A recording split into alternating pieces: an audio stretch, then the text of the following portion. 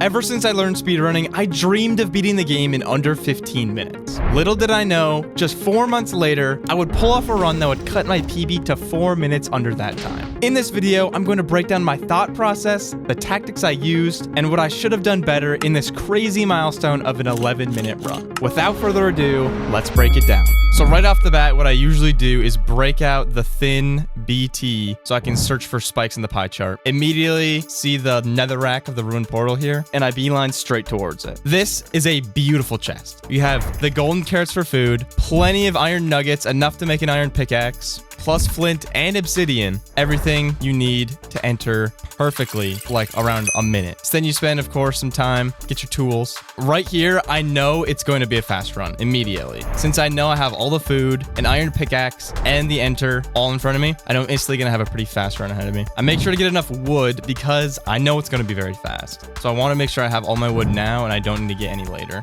But here you can get the gold block since I have the iron pickaxe. Trying to avoid damage on the magma cream, and then we're entering the nether just past the 1 minute mark here. I raised my entity distance and render distance so I can see bastions that spawn around me, and then I used my thin BT again here to search for the entity counter spike of the bastion, and I see it off to the left, and then I just see the bastion itself. Try to use the wide planar window size to see a fortress, but I don't see one, so I just decide, okay, I'm gonna head to the bastion. Hopefully I can see one later. And then right here, I'll zoom in, you can see it. There's the fortress. So now I know, okay, bastion and fortress in sight. I know where I'm going, and it's a housing bastion, which you can tell because of the way the base of the bastion is here since it's open in the middle. I have gold, I have a gold helmet, so they're not attacking me, but it's a lava housing, so I have to build like bridges like this. I break the chest to make them all mad at me. That's very key. So then now I got a bunch of piglins chasing me. Put those 2 blocks so they don't run underneath this ledge here, and we run up,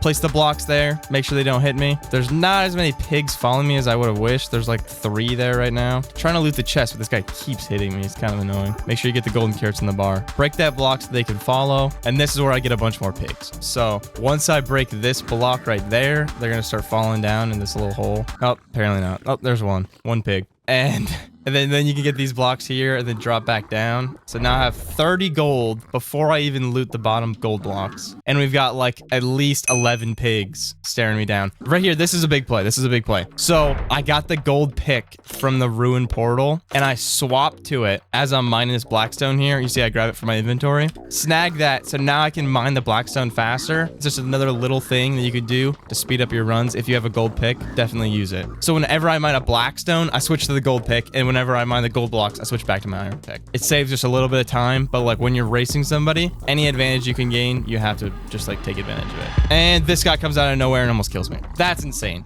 Like honestly, that guy probably should have already been in the hole. I don't know where he came from, but we get him in the hole. It's fine. So here now I'm thinking, I know where the fortress is. All I need is to make sure I get enough pearls, string, and obsidian. Make sure I have a couple fire res, and then we can get out of there. So I organize the inventory, chuck out the items I don't need, and then we hop on over to the piglin hole, gather our stuff. We have a stack and a half of pearls, 12 obsidian. So I'm thinking we're probably not gonna be able to trade for all the obsidian. So I'm probably gonna have to get back to the top, loot the chests up top, which I have not done yet. But I have to throw the pearl out anyway. So it's kind of gonna be my escape out of the bastion here. I'm not even looking at the timer at this point because I know like it's going to be a fast run. Not worried about the timer. I'm only worried about what I need to do next. And at this point, that's looting the top chest, getting enough obsidian, maybe a little bit more string, and then pearling over to the fortress. So at this point, as I'm running up, I'm trying to remember the direction the fort was in, which I remember pretty quick here after. Try to toss some gold boots on the ground so they don't attack me. At this point, I'm looking for the obsidian because in rank, you're guaranteed to have obsidian in one of these chests. So I'm looking for the chest that has it. Still haven't found it yet. And boom, there's the 5 obsidian. We are now at 23 obsidian. So we are totally chilling. And I remember the fort is off to the left. So we are on our way. Make sure I get the fire res going because I don't want to have any catastrophes on this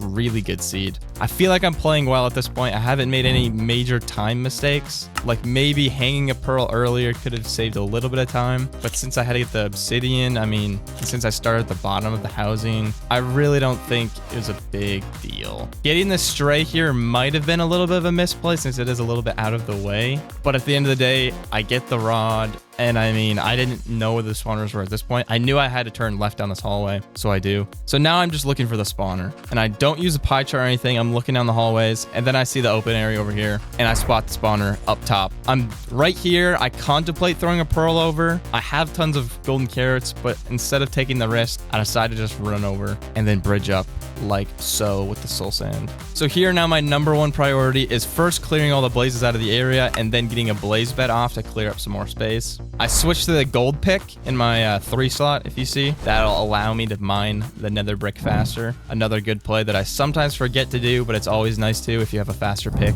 I put the gravel here, so just in case more wither skeletons come, they cannot get to me. Here I craft my string because I didn't craft down the way here. Get my glowstone, bricks, all the necessary things. Since I have a crossbow, I tossed out the string because I don't really need to craft a bow. I could have, but I didn't. And here I decided to just craft all my beds. At this point, I should be getting the blaze bed off. Like I should be doing it right now. Instead, I'm monkeying with my inventory a little bit more. This should come later. So I think I miss a spawn cycle, which could be a little bit time loss. But we get the blaze bed off before another cycle. Number one thing after a blaze bed, clear as much fire as you can. And since I have the gold pick, I can really get to the nether brick fast. So priority number 2, get as much blocks down as possible. Make sure they can spawn. Make sure there's no fire. Get a lot of space down for them. Now at this point, I'm thinking, all right, I want to get the soul sand down, but then my next priority, I have 4 rods already, so I can blind and try and get coordinates to the stronghold. That's the number one thought in my mind. Chuck a little bit of stuff out, and then I'm like, okay, we need to get this portal down. Use the gold pick. Pretty good portal build, honestly. I mean, all things considered. You can place them on these fences instead. I didn't have to put the gravel. Not a really big deal. I see a bunch of blazes spawn, but I'm out of fire res. If you look on the top right, the icon's gone. So instead of going to fight them and use another fire res, I decide to go into the blind now. Make sure I get on top of these trees so I don't lose the eye. Do a tactic called the boat eye, where you get in and out of the boat. Precise measurements. That's the name of the game. And whoa, yeah, that, I don't know why that happened. A little bit of lag there. I don't know what's up with that. But here we're locking in, trying to line up the crosshair on the inside of the eye. Get it pretty quick. Eye breaks, and then you can see my ninja brain bot on the bottom, and it's 200 blocks away. So at this point, I could go through the overworld, but since I don't have the eyes, I know I don't have to go like anywhere in the nether. I hit F3C, and you can see 26 blocks in the nether away. Like that is so incredibly short. So I know I'm pretty much purling straight down off of the spawner. So since I have 7 eyes, and you want to have 12, I would need 5 more blaze powder, which means you need to get 3 rods to equal the amount of blaze powder that you need. So I need 3 rods, and I need these last 2 guys to drop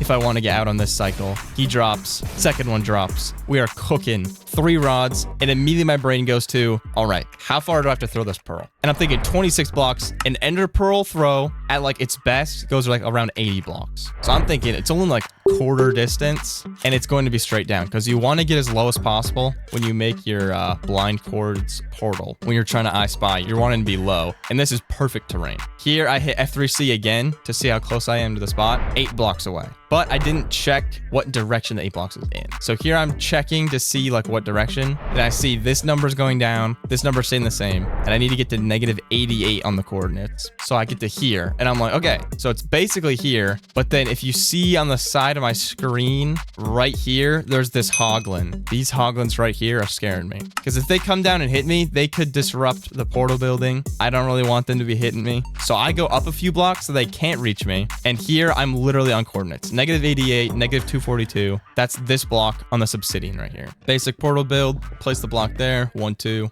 we're in. So now at this point, I have some doubts on if the blind coordinates for the stronghold are actually real or not. Because 200 blocks is very short, and sometimes I get my readings wrong, but I hit. I spy, we're in the stronghold. I lower my entity distance down to 50% and my render down to 8, so I can try to detect the silverfish spawner in the portal room. We've got it set up. I'm looking for a spike. You see, this is the spike we're looking at right here. But I see that it's largest on the right side, so I end up going right regardless. And right here, I make a little bit of mistake and don't check this door. This is where I should be looking down, but I run past it, thinking that's going to be one of these intersection rooms. I know it's not down there. Too deep, too dark. No, I think this is too deep. I saw my spike was on the right side, so I stick right. I'm thinking, okay, I gotta backtrack a little bit, see where I haven't been, and then boom, portal room right here. We're in. 9:47. We're in the portal room. I don't need to place those blocks behind me since there aren't any mobs. It's just a little bit of a precaution I've muscle memory learned how to do, but don't need to do in that situation. Here I see that it is a 0 eye. So I have to use all 12 eyes of Ender. Eat the golden apple since I'm going to be pearling once I get into the end. So it's going to take damage, and the extra absorption hearts are huge when it comes to pearling. And here I forget to put my pearls on my bar. That's one of the most important things. You want to be pearling as soon as possible since it's how you're moving in the end, trying to get to the 0 cycle. Raise the render distance and entity distance because you got to be able to see where the dragon's going. And I see it's running to the front tower. It's a small cage, one of the easier 0 cycles to hit. Barely nick the corner, but we stick the landing. And at this point, I'm like shaking. Like I'm trying to push a good height because I don't want to like let it fly away. So we push Y95, which is like a pretty moderate height for the small cage 0 cycle. But since I'm so nervous, it's like a little bit sketchy. But first bed is on this cycle. Pretty decent bed, maybe a little bit late, but I had to pop it up since it was so low. Second bed, good. Third bed, it ended up being a little bit late, so I did this one a little bit earlier to try and counteract that. This one, it was very close to breaking the bed. Get it up a little bit. Use the respawn anchor. Almost does no damage since the guy was so high. This is my last explosive. Need to get it on this one. Perfectly timed. Dragon's down. Don't want to get sky crabs, so you build up 2 blocks in the fountain like this. Enderman can't reach you in older versions. And at this point, I'm celebrating, and you can hear it right now. Holy moly! Oh, come on! Oh my goodness! Dude, I'm actually gonna go crazy. I'm actually gonna go insane. I'm actually gonna lose it. I'm actually gonna lose it. Oh my goodness! Let's go, baby! And just like that, we just beat Minecraft in 11 minutes. And that was my thought process, the tactics, and what I could have done better. Hope you enjoyed. Thanks for watching. Peace.